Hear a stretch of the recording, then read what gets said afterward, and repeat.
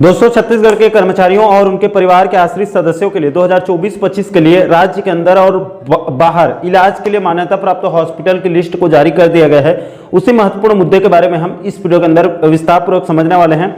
इसलिए दोस्तों, आप इस वीडियो को अंत तक जरूर देखें और इसके पूरे कॉन्सेप्ट को आप अच्छे से समझने की कोशिश कीजिए। नमस्कार दोस्तों, मैं हूं आपका दोस्त लोकेश साहू और आप देख रहे हैं लोकेश छत्तीसगढ़िया यूट्यूब चैनल। आप सभी साथियों का हमारे इस चैनल पर बहुत बहुत स्वागत है।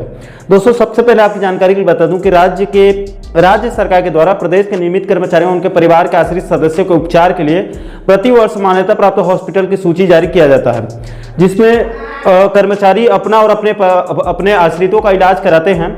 दोस्तों, यहाँ पर मैं ये भी स्पष्ट कर दूं कि जो मान्यता प्राप्त हॉस्पिटल्स में इलाज कराया जाता है वो पूरी तरह से कैशलेस सुविधा नहीं होती है, बल्कि सबसे पहले कर्मचारियों को अपने जेब से पूरा खर्च का वहन करना पड़ता है। बाद में डिस्चार्ज होने के बाद वो शासन प्रशासन के समक्ष, अपने विभाग के समक्ष मेडिकल क्लेम करते हैं। उसके बाद नियम के अनुसार उनकी रिपोर्ट को मंत्रालय भेजा जाता है और अगर वहां से उनके मेडिकल क्लेम अप्रूव्ड होने के बाद शासन की तरफ से उनको मेडिकल क्लेम के रूप में कुछ राशि वापस मिल जाती है। इसको क्षतिपूर्ति भी कहते हैं। दोस्तों, इसके लिए हर साल स्वास्थ्य विभाग की तरफ से राज्य के अंदर और राज्य के बाहर के कुछ हॉस्पिटल को इलाज के लिए मान्यता दिया जाता है। इसके लिए प्रतिवर्ष स्वास्थ्य विभाग की तरफ से बकायदा लिस्ट को जारी किया जाता है, जिसकी अवधि 1 अप्रैल से लेकर अगले साल के 31 मार्च तक होती है। अगर पिछले साल की सूची की बात करें तो इसके लिए स्वास्थ्य विभाग की तरफ से लास्ट बार 23 अगस्त 2023 को आदेश जारी किया गया था, जिसकी वैलिडिटी यानी कि वैधता 1 अप्रैल 2023 से लेकर 31 मार्च 2024 तक रहेगी। दोस्तों, 23 अगस्त 2023 को जो आदेश जारी किया गया है उसमें छत्तीसगढ़ के अंदर 113 हॉस्पिटल्स और राज्य के बाहर 41 निजी यानी कि प्राइवेट हॉस्पिटल को मान्यता दिया गया था। और इस आदेश में राज्य के अंदर धमधा दुर्ग के एक प्राइवेट हॉस्पिटल को भी इस लिस्ट में शामिल किया गया था।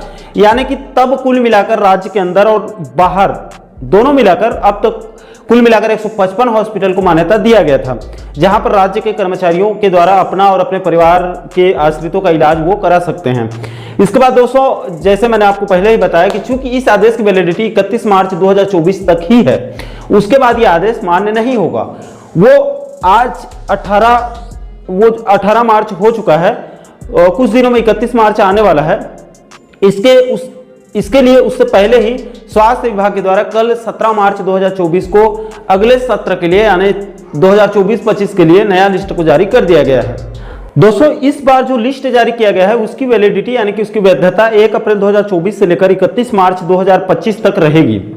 यानी कि प्रदेश के कर्मचारी मान्यता प्राप्त हॉस्पिटल में 1 अप्रैल 2024 से लेकर 31 मार्च 2025 तक इलाज करा सकते हैं। दोस्तों, इस बार जो लिस्ट जारी किया गया है उसमें इस बार छत्तीसगढ़ के अंदर स्थित 103 हॉस्पिटल को मान्यता दिया गया है और राज्य के बाहर नागपुर स्थित 3 प्राइवेट हॉस्पिटल को मान्यता दिया गया है। यानी कुल मिलाकर इस बार राज्य के अंदर और बाहर कुल मिलाकर 106 हॉस्पिटल को मान्यता दिया गया है, जहां पर राज्य के कर्मचारी अपना और अपने आश्रितों का इलाज करा सकते हैं।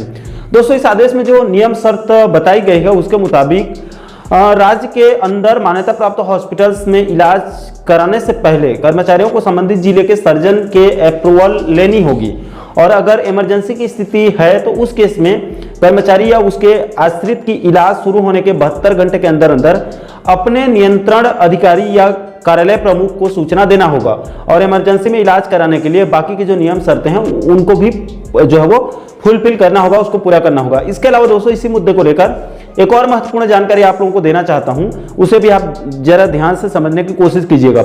देखिए दोस्तों, प्राप्त जानकारी के मुताबिक प्रदेश के नियमित कर्मचारियों को प्रति महीने मेडिकल भत्ता के रूप में 200 रुपए अलग से दिए जाते हैं। तृतीय और चतुर्थ श्रेणी की मैं बात कर रहा हूं। इसके लिए समय समय पर कर्मचारियों से विकल्प पत्र भी भरवाए जाते हैं। मान लीजिए आप प्रति महीने 200 रुपए मेडिकल भत्ता लेते हैं तो आपको मान्यता प्राप्त हॉस्पिटल में जब आप एडमिट होकर इलाज कराते हैं तब की स्थिति में आपको मान्यता प्राप्त हॉस्पिटल में इलाज करवाने का कुछ लाभ तो मिल सकता है। लेकिन अगर आप 200 रुपए मेडिकल भत्ता को लेकर सिर्फ कोई हॉस्पिटल में रूटीन चेकअप करवाते हैं, कोई भी मान्यता प्राप्त हॉस्पिटल में अगर आप जाकर वहां पर रूटीन चेकअप करवाते हैं, गोली वगैरह खरीद कर घर में खाते हैं और आप मान्यता प्राप्त हॉस्पिटल में एडमिट नहीं होते हैं, तो उस स्थिति में चूंकि आपको पहले से ही 200 रुपए मेडिकल भत्ता दिया जा रहा है, इसलिए आपको रूटीन चेकअप यानी कि ओपीडी का पूरा खर्चा अपने जेब से भरना होगा, जो कि नहीं में आज के समय में कोई भी हॉस्पिटल में एक बार में 500 से 1000 रुपए तक उसका बिल बन जाता है। यानी कि इस स्थिति में आप जो 200 रुपए मेडिकल भत्ता ले रहे हैं, इससे आपको इनडायरेक्टली बहुत ज्यादा उल्टा नुकसान हो रहा है। दोस्तों, इसके लिए समय समय पर विकल्प को बदलने का भी ऑप्शन दिया जाता है। जानकारी के अभाव में बहुत से कर्मचारी साथी 200 रुपए मेडिकल भत्ता वाले ऑप्शन को चुन लेते हैं। दोस्तों, आप इस मेडिकल सुविधा के लिए मान्यता प्राप्त हॉस्पिटल्स में इलाज कराने के लिए जो चेक लिस्ट बनाया गया है, उसके 5वें नंबर को ध्यान से देखें। इसमें यहां पर साफ साफ लिखा गया है कि क्या आवेदक चिकित्सा भत्ता प्राप्त करता है, यदि हां तो बाह्य रोगी, यानी जो मैं ओपीडी आपको बताया वही है, बाह्य रोगी के रूप में कराए गए उपचार संबंधी चिकित्सा प्रतिपूर्ति यानी कि क्लेम के लिए कार्यवाही हेतु संचालनालय चिकित्सा को उनकी सूची न भेजे कहा गया है। इसी को मैं आपको समझा रहा हूं कि अगर आप पहले से 200 रुपए मेडिकल भत्ता ले रहे हैं, तो आप अगर आपका या आपके परिवार के आश्रितों का मान्यता प्राप्त हॉस्पिटल में इलाज कराते हैं, तो अगर आप एडमिट हो रहे हैं तब की स्थिति में तो आपको बाद में क्लेम करने से कुछ राशि शासन से मिल भी सकती है। लेकिन अगर आप 200 रुपए मेडिकल भत्ता प्रति महीने ले रहे हैं या आपको मिल रहा है, तब की स्थिति में आपको ओपीडी यानी कि रूटीन चेकअप का लाभ नहीं मिल पाएगा। उसके लिए आपको अपने जेब से पूरा खर्चा उठाना पड़ेगा। इसके अलावा दोस्तों, आपकी जानकारी के लिए यह भी बता दूं कि विभाग के द्वारा मेडिकल भत्ता का ऑप्शन को समय समय में बदलने का ऑप्शन भी कर्मचारियों को दिया जाता है। अगर आप 200 रुपए मेडिकल भत्ता लेना नहीं चाहते हैं तो इसको आप बदल भी सकते हैं। दोस्तों, प्राप्त जानकारी के मुताबिक इसके लिए 2017-18 में लास्ट बार, अंतिम बार सभी विभागों के कर्मचारियों का नया विकल्प भरने या फिर विकल्प में बदलाव करने का ऑप्शन दिया गया था। तब बहुत सारे कर्मचारियों को इसके बारे में बहुत कम ही जानकारी थी, इसलिए बहुत से कर्मचारी साथी विकल्प चयन में जाने अनजाने गलती किए थे। दोस्तों, पुलिस विभाग में अभी हाल ही में बीते महीने 13 फरवरी 2024 को पुलिस मुख्यालय छत्तीसगढ़ के द्वारा एक आदेश जारी किया गया था, जिसमें कितने पुलिस कर्मियों ने 2018 में विकल्प चयन नहीं किया है, उनकी जानकारी को मांगी गई थी। इस आदेश में आप देख सकते हैं, इसमें साफ साफ लिखा गया है कि वित्त विभाग के 27 जुलाई 2018 के द्वारा जारी आदेश के द्वारा राज्य के तृतीय एवं चतुर्थ श्रेणी कर्मचारियों को चिकित्सा भत्ता सुविधा के लिए एक बार पुनः विकल्प देने या पूर्व में दिया गया विकल्प परिवर्तन करने के लिए 30 सितंबर 2018 तक अंतिम अवसर दिया गया था। इसलिए 27 जुलाई से लेकर 30 सितंबर 2018 तक आपके पुलिस इकाई से कितने कर्मचारियों में विकल्प परिवर्तन किया है, उसकी जानकारी को 13 फरवरी 2024 को शाम तक उसकी जानकारी जो है वो पूरा डिटेल मांगी गई थी।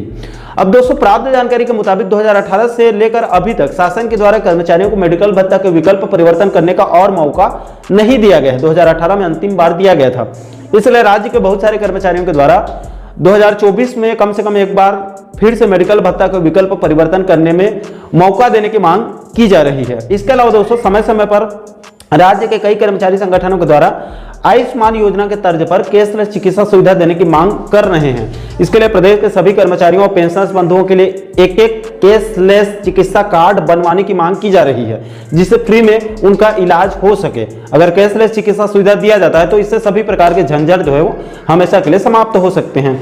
तो आशा करता हूं दोस्तों कि आप इस वीडियो के माध्यम से प्रदेश के कर्मचारियों को मेडिकल सुविधा से जुड़ी इस पूरे कॉन्सेप्ट को आप बिल्कुल सरल शब्दों में अच्छे से समझ गए होंगे। दोस्तों, अभी 2024 में मान्यता प्राप्त हॉस्पिटल के लिए जारी लिस्ट का जो पूरा पीडीएफ है उसको बाकायदा हमारे टेलीग्राम चैनल पर अपलोड कर देंगे। आप चाहें तो आप वहां से डाउनलोड करके बारीकी से आप अध्ययन कर सकते हैं। और दोस्तों, इस पूरे मुद्दे को लेकर आप लोगों की क्या राय है, नीचे आप लोग कमेंट सेक्शन में अपनी अपनी प्रतिक्रिया, अपना फीडबैक जरूर साझा कीजिएगा। और दोस्तों, आप आगे भी प्रदेश के कर्मचारी जगत से जुड़ी इसी प्रकार के अन्य महत्वपूर्ण मुद्दों पर वीडियो देखना चाहते हैं तो आप हमारे चैनल को जरूर सब्सक्राइब कर लीजिएगा, ताकि आने वाले सभी नए वीडियो का नोटिफिकेशन आप लोगों तक तुरंत पहुंच सके। दोस्तों, अभी के लिए फिलहाल इस वीडियो में इतना ही। मुझे दीजिए इजाजत, मैं मिलता हूं आपसे एक और महत्वपूर्ण मुद्दे के साथ, महत्वपूर्ण टॉपिक के साथ। तब तक के लिए जय हिंद, जय छत्तीसगढ़।